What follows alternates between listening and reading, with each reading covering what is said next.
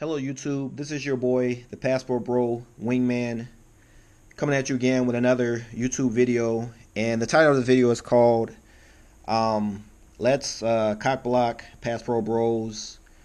And this is actually a response video in regards to a video a woman put out on TikTok, in which she pretty much said that she was going to go down into some of these countries where a lot of the foreign men were, like a lot of the Western men were, and pretty much hate on them, she said, for the most part. And she actually used the term cockblock. She said she was actually going to go down there and kind of spread a message about them, that in the United States, a lot of women are not checking for them. They don't do good by their women. They take advantage of them. A lot of them are broke.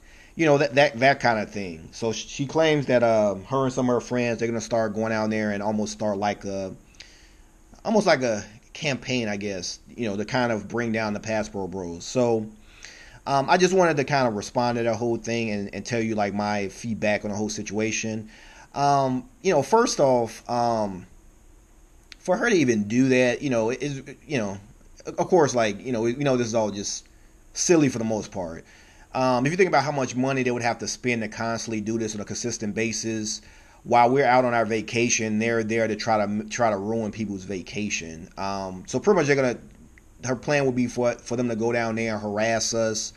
And I'm thinking, like, what is what is driving her behind this? Like, what is she expecting? Is she expecting us to suddenly be so harassed and tired of dealing with them that we just come back to the States and try to work it out with them? It's just like another attempt to try to bring Western man back on a plantation and play these same games that we've been playing for like the last 50 years. Feminism has, completely destroyed the dating market in Western countries. It's like, to some degree, almost unbearable. So a lot of men have just checked out, and we just don't want to, play these games anymore. We just kind of want to move on. And the thing that's so crazy about this whole situation is, you say women with these types of attitude, a lot of these men, including myself to some degree, a lot of times we were younger, some of these women had first right of refusal. They chose to date some of these some men who are very unproductive, gangbangers. A lot of times men that were just going, don't really have not really heading anywhere. And then when they suddenly wind up, unfortunately, getting pregnant by the guy, or he goes to jail, or, things financially for them aren't going well, then suddenly they want to come back, after ignoring you for so many years. And a lot of times, what's even worse is, it's not like they're coming back in their 20s and when they're fit and feminine in shape. They're coming in their 30s and 40s when they're kind of worn out. They have several kids. Now they got all this exceptional student debt.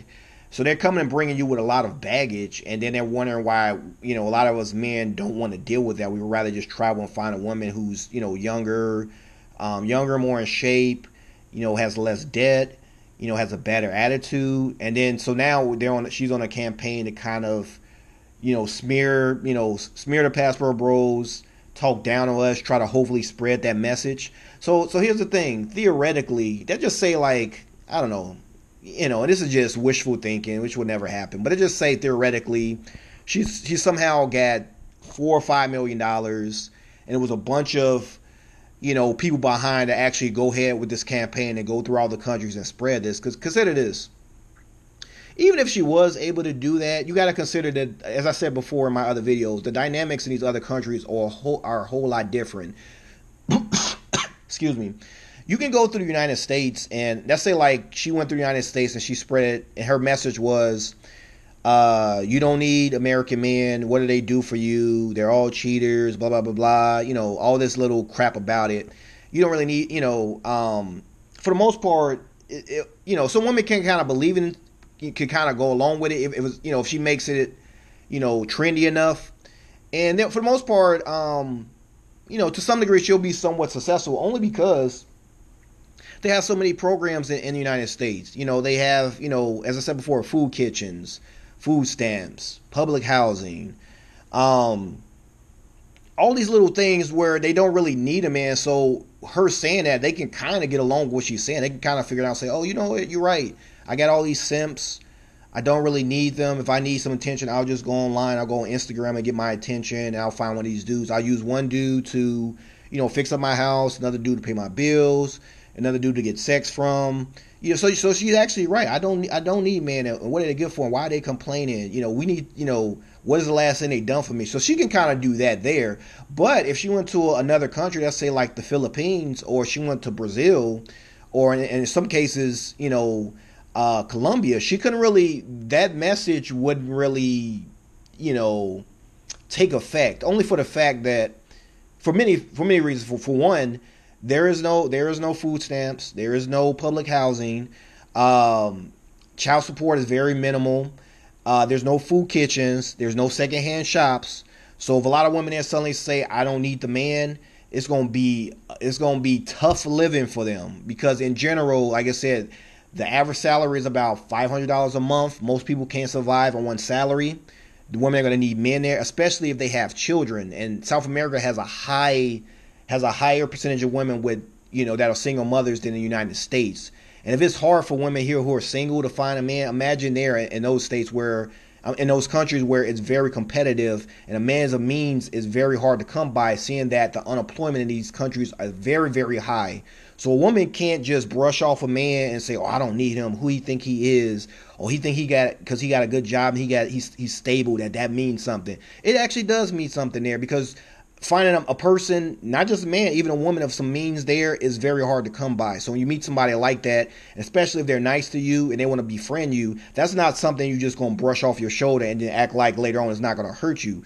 There are plenty of women. I challenge you to go to Colombia, Brazil. You'll see plenty of women, not just men on the streets, but women as well, curled up in some covers outside on the street on the side of a building. Some of these women you'll find out are actually attractive. If you look beside some of the dirt and stuff on them, you can look at them and see that actually, if they were to clean up, they actually don't look like a bad, they actually don't look bad. I actually seen videos of women in the Philippines, attractive, sleeping outside on cardboard of pallets they made of cardboard. And you're even seeing some videos of women sleeping by trash cans outside. When you look at some of these women, they actually don't even look that bad, which means that being attractive, that doesn't, in some of these countries, that's not enough to get like a man in many cases. So you want to also have to have a submissive attitude, and it's very, very competitive. As I told you before, the ratio of men to women there's less men than women, and also the women are in shape. So there's not like in the United States where women are obese. It's not like that there. So it's very, very competitive. So her going down there and trying to preach to these women, oh, you don't need a man, when they go home and they barely have anything to eat in the refrigerator and they have bills piling in and they're only about $100, or actually less than that, maybe about 100 pesos from being put out on the street. They're gonna look at her like she's kind of crazy. Like you're not gonna get away with that kind of talk in these other countries. It doesn't work that way. The man is the head of the household, and the women really look forward to. They really support their man because he's bringing in income. He's supporting them. In addition to that, as I have mentioned before in several of my videos, he also is providing security, not just money, security, leadership, a positive outlook on life. Like I said before, keep in mind that unemployment is very high there. You're going to need somebody who has a positive vision and can really take the family somewhere. And that's what a lot of the men there provide for the women. They keep them encouraged. They keep them secure. They shelter them and keep them safe. There's a lot of crime in some of these countries. So as a result, the value of men there is very, very high. So you come in there telling them that the men ain't nothing, the women there are going to be looking at you like you're crazy. Like you are crazy to pass up on some of these men. So I just wanted to make that comment towards that video. I don't want to keep this video too long. Please, subscribe to my channel if you have not. Hit the notification bell. Hit the thumbs up. Tell me what you think in the comments. Tell me what you think. Are you afraid about this woman and her friends coming to the countries you like to visit and ruining the culture there and telling the women there that American men from the UK, from Canada aren't anything, and they're all broke and they're all, they all like to take advantage of women? Tell me what you think in the comments. And until next time, this is your boy, the Passport Bro Wingman signing off.